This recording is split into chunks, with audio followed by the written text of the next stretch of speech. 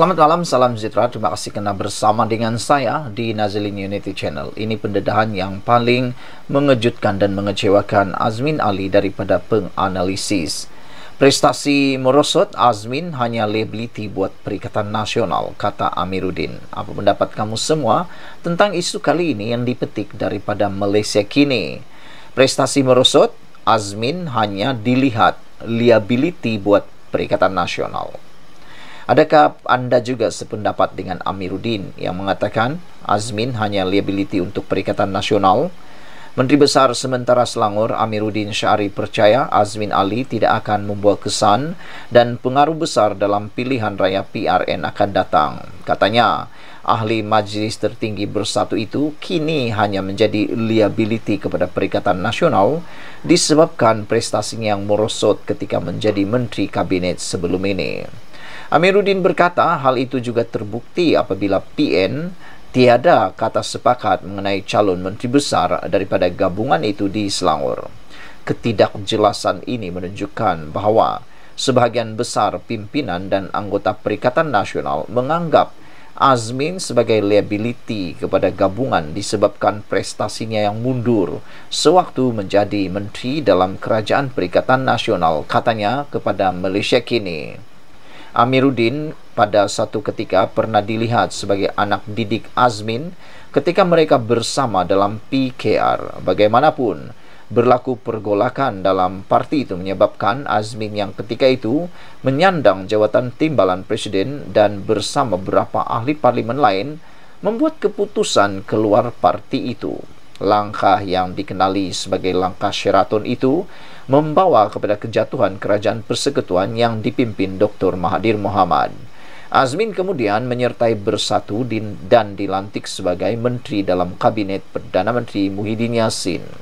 Pada PRU 15, Amiruddin menewaskan Azmin Ali di kerusi Parlimen Gombak yang telah disandangnya selama 3 penggal. Merujuk kepada kemenangannya di Gombak, Amiruddin berkata, orang Gombak sudah menganggap Azmin Ali sebagai liability. Kini, Perikatan Nasional pun berpendirian begitu. Pada Mei lalu, Azmin berkata dia tidak berhasrat untuk bertanding di PRN di Selangor dengan mendakwa mahu memberi laluan kepada pemimpin muda. Bagaimanapun, pemimpin Bersatu itu mengubah pendiriannya bulan lepas dengan mengatakan keadaan semasa menyebabkan terdapat keperluan untuk dia bertanding semula. Bekas Menteri Besar Selangor itu dinamakan sebagai calon PN di Hulu Kelang yang pertama kali dimenanginya pada 1999 semasa kemuncak gerakan reformasi. Di pihak PH pula, Dun Hulu Kelang pernah menjadi kerusi tradisional amanah, tetapi kini akan ditandingi oleh timbalan ketua wanita PKR Juwairia Zulkifli. Semalam Azmin menafikan tuduhan dia lari dari Bukit Antarabangsa yang pertama kali dimenanginya dalam pilihan raya umum 2008. Azmin juga berkata dia terpaksa mengubah fikiran daripada Bersarah kerana Bersatu mahu dia bertanding. Parti memberi pendapat bahawa mereka mahu saya bertanding dalam pilihan raya negeri ini, jadi saya akur dengan presiden dan menjadi pemimpin parti saya untuk menyertai pilihan raya ini, kata beliau lagi. Selamat petang, salam sejahtera. Terima kasih kerana bersama dengan saya di Nazilin Unity Channel. Bantah kartel Azmin, Ketua Armada Bersatu Hulu Selangor letak jawatan dan keluar parti. Begitu malangnya nasib Bersatu Selangor. Ketua Armada Bersatu Selangor, Muhammad Zikri Faiz bin Zahar, meletakkan semua jawatannya dalam Bersatu dan seterusnya keluar daripada parti itu. Dalam satu kenyataan yang dikeluarkan dalam Facebook beliau, Zikri mengumumkan adalah dengan ini dimaklumkan, saya Muhammad Zikri Faiz bin Zahar, nombor ahli 00120457, meletakkan semua jawatan dan keluar dari Parti Pribumi Bersatu Malaysia berkuat kuasa serta-merta, kata beliau. Zikri adalah orang di belakang kepada pendedahan bagaimana ahli dan pemimpin Bersatu Hulu Selangor membantah calon Dun Batangkali yang dikatakan kartel Azmin Ali. Beliau mendedahkan menerusi Facebooknya bagaimana Bendera PN dan dokumen bersatu dibakar oleh rakan-rakannya di Hulu Selangor.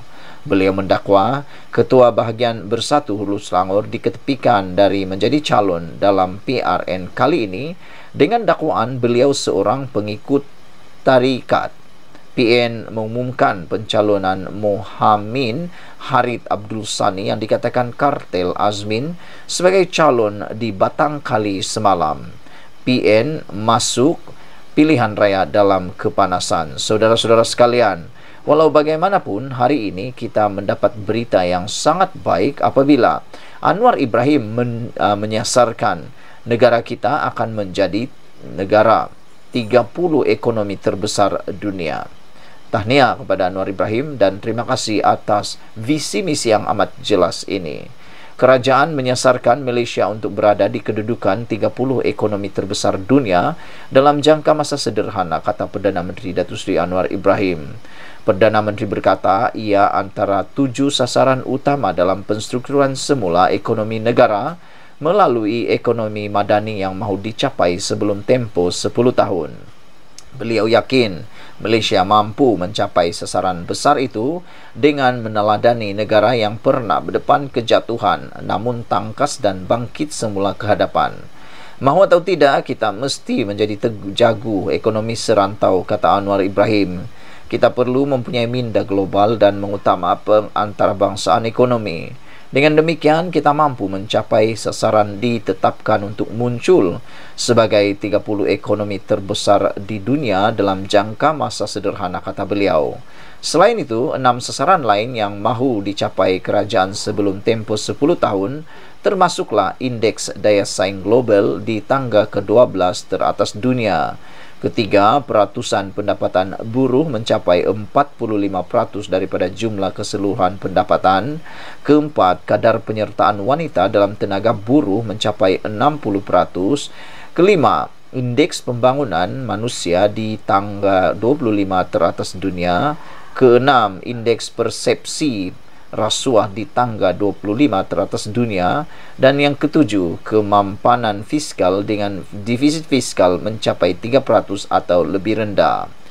Ekonomi madani memperkasa rakyat merupakan wadah mengangkat semula darjat dan martabat negara dengan dua tumpuan utama, iaitu menstruktur semula ekonomi ke arah Malaysia sebagai peneraju ekonomi Asia serta memberi limpahan hasil kepada rakyat untuk menikmati kehidupan yang lebih berkualiti. Anwar berkata ia merupakan sebuah rencana menyeluruh dan teliti bagi menghadapi tantangan pelbagai isu. Sekian dulu untuk malam ini. Jangan lupa ikuti terus ulasan selepas ini. Selamat malam, salam sejahtera. Isu paling hangat dipetik daripada Harapan Daily hari ini ialah periksa apa PAS buat. Berapa luas tanah hutan simpan diberi kepada tauke, kata Husam. Pengerusi Save Kelantan, Datuk Husam Musa, mengingatkan rakyat negeri itu supaya melakukan semakan terhadap pentadbiran kerajaan yang diterajui PAS. Beliau menegaskan PAS bukannya memperjuangkan Islam seperti yang dicanang, sebaliknya sekadar mahu mendapat kuasa. Sehubungan itu, bekas pengerusi Jawatan Kuasa Perancang Ekonomi, Kewangan dan Kebajikan Negeri Kelantan pada tahun 2008 hingga 2013 itu berkata, keputusan pada pilihan raya nanti berdasarkan pembangunan yang dilakukan. Semata-mata nafsu nak jadi kerajaan, nak jadi menteri, tidak ada kena mengena dengan fasibilillah, menegakkan nama Allah. PRN ini pilih bagaimana untuk kita membangunkan negeri kita, kata beliau. Kita kena periksa apa PAS buat. Buka buku rekod 5 tahun lalu semasa memerintah Kelantan sebelum memberi amanah untuk 5 tahun lagi. Berapa luas tanah-tanah hutan simpan diberi kepada tauke-tauke bukan anak Kelantan dan bukan kaum Melayu, katanya dalam ceramah perpaduan di Jeli baru-baru ini. Sebelum ini, Husam lantang membangkitkan isu tebangan balak secara haram di dalam kawasan hutan simpan kekal di Gua Musang. Mengulas lanjut, beliau menyifatkan PAS hanya menjadikan Islam sebagai senjata politik, bukannya memperjuangkan Islam walaupun apabila dapat menjadi kerajaan. Ditakdirkan Allah PAS jadi kerajaan Malaysia. Menteri Undang-Undang ialah Setiausaha PAS sendiri. Menteri Agama ialah Naib Presiden PAS sendiri. Apa yang telah mereka lakukan dalam memperjuangkan Akta 3455 ini? Berakhir dengan 355 tidak pernah menjadi akta sama ada ketika PAS membawa usul persendirian hingga apabila menjadi kerajaan. Takdir Tuhan, kerajaan di anggota PAS jatuh. Sekarang tiada orang cakap pasal RUU 355. Bermakna undang-undang syariah ini di bawah kepimpinan Datuk Ahmad Yaakob hanya dijadikan senjata politik, bukan niat ikhlas untuk melaksanakan undang-undang Islam, kata Husyam lagi.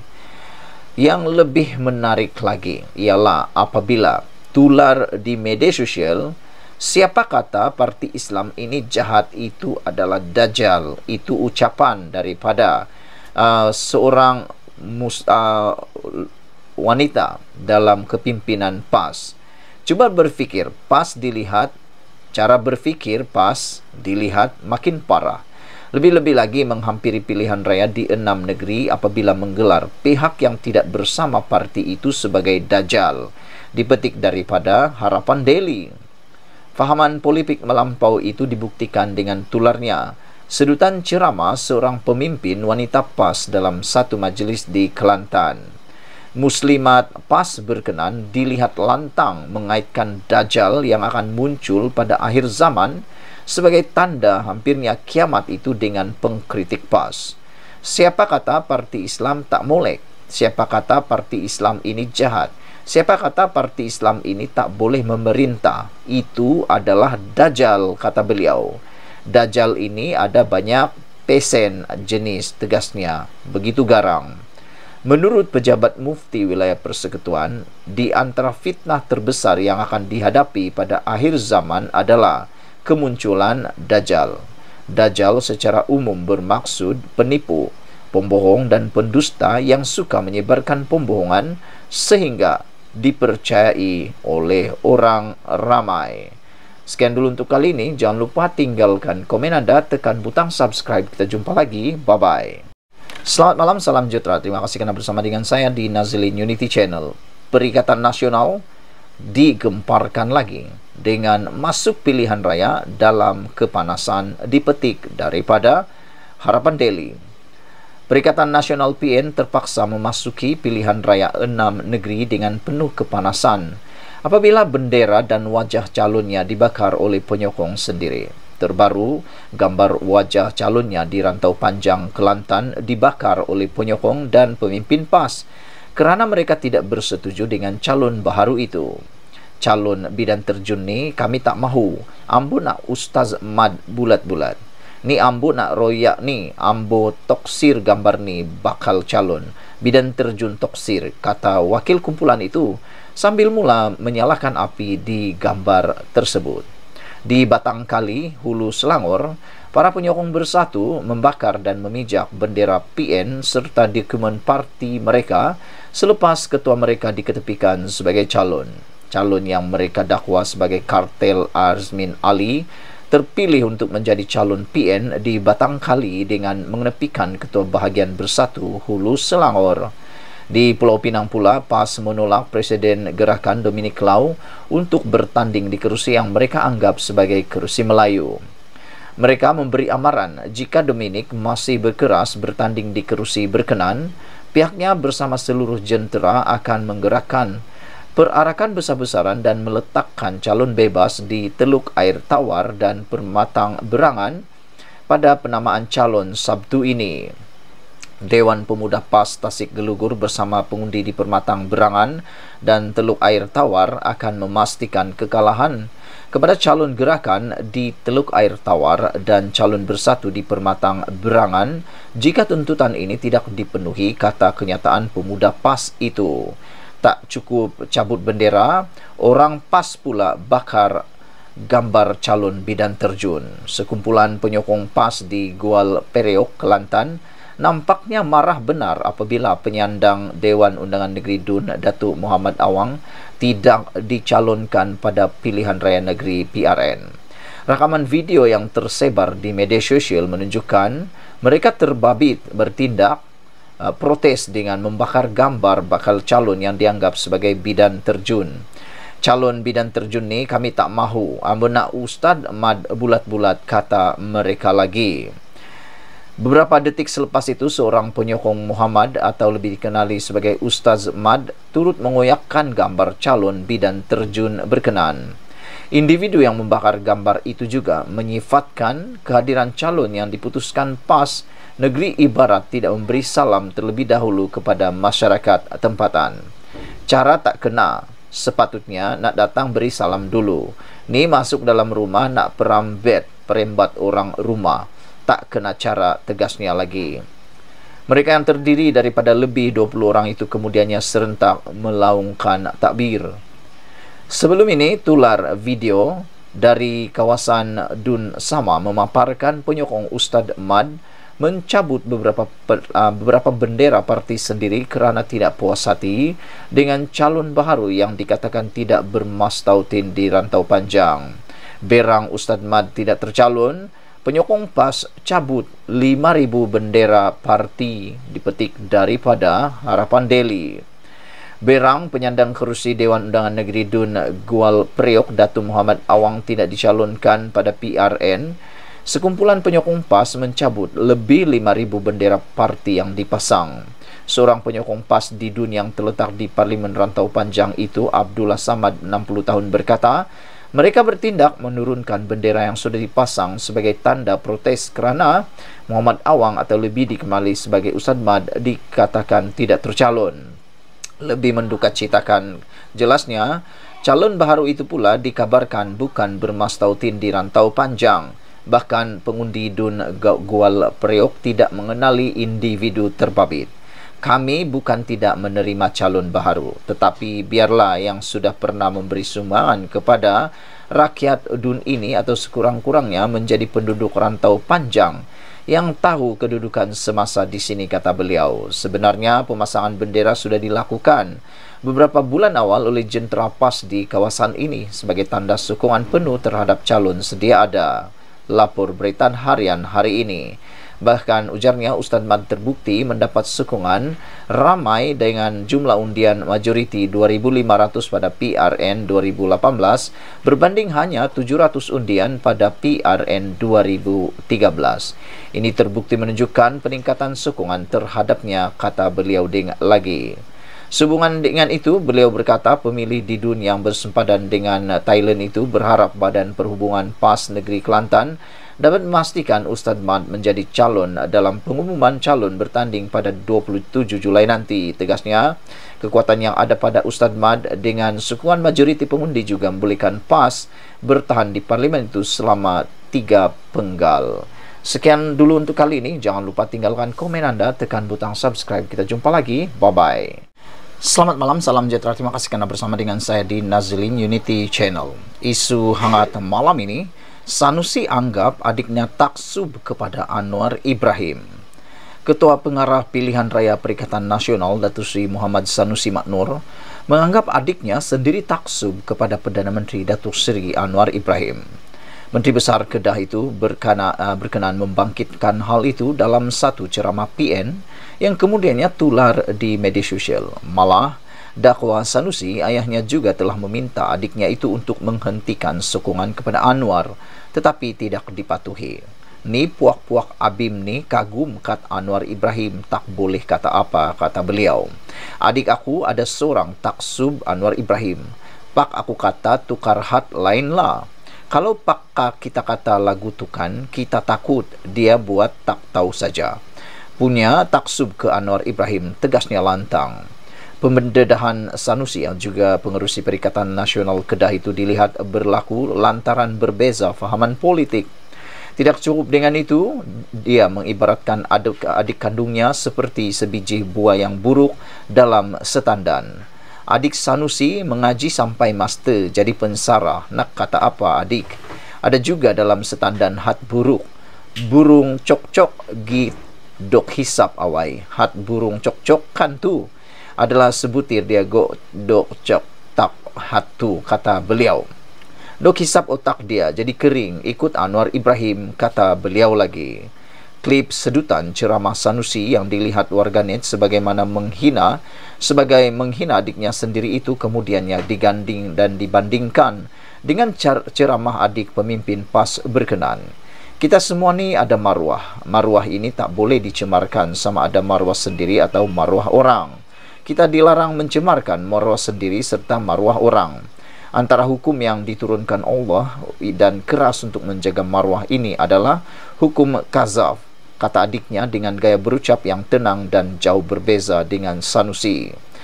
Semakan Harapan Daily mendapati individu yang tampil berjubah putih serta memakai kopiah itu adalah bekas yang dipertua Abim Perak Ustadz Saidi Adnan Matnur. Menurut kenyataan Abim semalam, penguasa Taman Asuhan Kanak-kanak Islam Taski, Abim itu merupakan insan yang budiman, lemah lembut, tidak banyak bicara dan mudah tersenyum sesuai dengan pendirian pendidikan agama dan kerja beliau sebagai pensyarah. Dengan itu, Abim pertahan Ustadz Saidi yang dihina oleh abangnya Sanusi Matnur. Angkatan Belia Islam Malaysia Abim mempertahankan bekas yang dipertua Abim Perak Ustadz Saidi Adnan bin Matnur yang dihina oleh abangnya Datuk Seri Muhammad Sanusi Matnur. Dalam satu kenyataan yang dikeluarkan oleh Abim, mereka memuji kebaikan akhlak Ustadz Saidi yang dikatakan kering otak oleh Sanusi. Sesungguhnya kami di Angkatan Belia Islam Malaysia Abim menjadi saksi bahawa Al-Fadil Ustadz Saidi Adnan bin Matnur adalah seorang yang budiman, lemah lembut, tidak banyak bicara dan mudah tersenyum sesuai dengan pendidikan agamanya dan kerjanya sebagai pensyarah. Sanusi Menteri Besar Kedah dalam satu ceramahnya menghina adik beliau sendiri dengan mendakwa Ustadz Saidi sebagai taksub kepada Anwar Ibrahim. Beliau juga mendakwa ayah pernah berkata agar anaknya itu tukar bin lain dalam nama adiknya itu. Pak aku kata hang tukar bin lain lah. Kalau pak kita kata lagu tu takut tu. Dia buat tak reti punya taksub kepada Anwar Ibrahim, kata Sanusi. Mengaji sampai master jadi pensarah, kata beliau lagi. Sehingga hari ini adik beliau Ustadz Saidi belum buat sebarang kenyataan mengenai penghinaan dari abangnya yang juga ketua pengarah pilihan raya PAS itu. Menurut kenyataan Abim Pusat itu, Ustadz Saidi adalah mantan yang dipertua Abim Perak, turut mengusahakan Taman Asuhan Kanak-kanak Islam Abim selain merupakan imam di masjid dan sering menyampaikan kuliah agama. Sedari awal aktif dalam Abim sehingga kini, beliau terus aktif menggerakkan program-program bakti dan bantuan kepada masyarakat yang memerlukan. Katanya, Abim konsisten menekankan pemikiran sederhana bahawa perbezaan pandangan politik tidak sampai membawa perbezaan akidah.